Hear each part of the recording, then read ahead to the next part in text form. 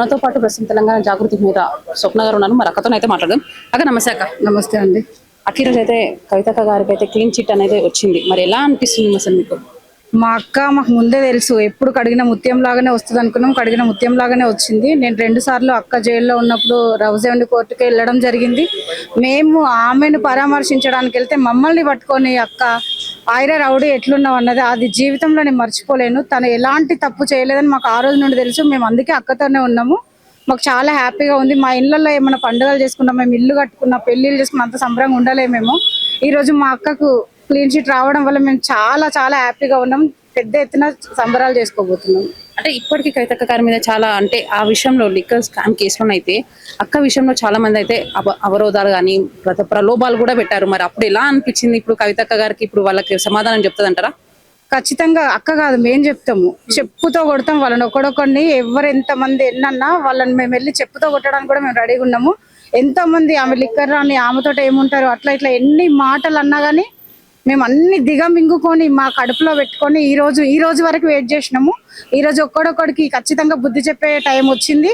ఈ రోజు మేము తొలి మెట్టు ఎక్కడానికి, మా అక్క సీఎం కావడానికి ఈ రోజు మాకు శుభసూచకం అని మేము అనుకుంటున్నాము. ఖచ్చితంగా వాళ్ళకి బుద్ధి చెప్పే అవకాశం అయితే మాకు వచ్చింది. అంటే ఇప్పుడు కవితక్క గారికి అయితే క్లీన్ చిట్ వచ్చింది కాబట్టి అక్క ఇప్పుడు మళ్ళీ కేసీఆర్ గారిని కలిసే అవకాశం ఏమైనా ఉందంటారా?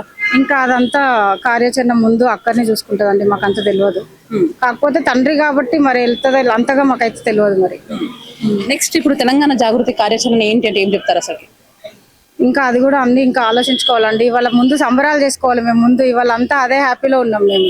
మేము చాలా మొక్కులు కూడా మొక్కుకున్నాం మా అక్క కోసం. మేము ఎన్నో అసలు చెప్పలేము ఇక అవి. అసలు మాకు కళ్ళలో నీళ్ళు వస్తున్నాయి అసలు ఆలోచించుకుంటే.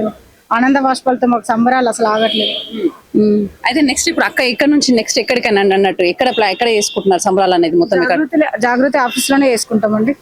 జాగృతి ఆఫీస్ లోనే చేసుకుంటాం. పెద్ద ఎత్తున మహిళలు వస్తున్నారు, నాయకులు వస్తున్నారు, జాగృతి నాయకులు. పెద్ద ఎత్తున సంబరాలు అక్కడే చేసుకుంటారు. అయితే ఇక్కడైతే కొంతమందిని చూసినట్లయితే గద్వాల నుంచి అయితే కొంతమంది రైతులు కూడా వచ్చారు ఈ రోజు. మరి ఎందుకు వచ్చారు ఇక్కడ ఇంత దూరం అసలు? అదే రైతులది నివేదిక ఉండేదండి ఇచ్చేది ఇక్కడ ఆర్కే భవన్ లో ఇవ్వడానికని. పొద్దున్నే ప్రోగ్రామ్ ఉండే. ఇవాళ 11:30కి ఆల్రెడీ మేము ఇక్కడికి రావాలి. అక్క రైతులతో రావాలి. దానికి ముందే మాకు ఇది తెలవడం వల్ల మేము ముందే అక్కడికి వెళ్ళినాము. అక్కడ అయిపోయిన తర్వాత ఇక్కడికి వచ్చింది అక్క. దానికోసమే వచ్చిర్రు రైతులు. అంటే రైతుల సమస్యల గురించి ఇంతవరకు ప్రభుత్వం పట్టించుకోవడం లేదని అనుకుంటున్నారా? పట్టించుకోవట్లేదు కదండి. రైతు బంధు ఏడిసి నేను కూడా ఒక రైతు బిడ్డనే. ఇప్పుడు నేను కూడా యూరియా కోసం పోయిన నెల నేను లైన్ లో నిలబడి మా డాడీకి యూరియా సంచులు ఇప్పించేసి వచ్చిన. రైతులను ఎక్కడ పట్టించుకుంటాను? నేను లైవ్ లో ఉండి చూసిన కదా. నాది ఇప్పుడు కందులు అమ్మడానికి నేను మండే రోజు పోవాలి. మళ్ళీ ఏదో సైన్ చేస్తేనే వాడు తీసుకుంటాడంట మార్కెట్ లో. ఎక్కడ పట్టించుకోవట్లేదు కాబట్టి అక్క ముందు వాళ్ళకు వెళ్ళిపోయడానికనే ముందు పోతుంది.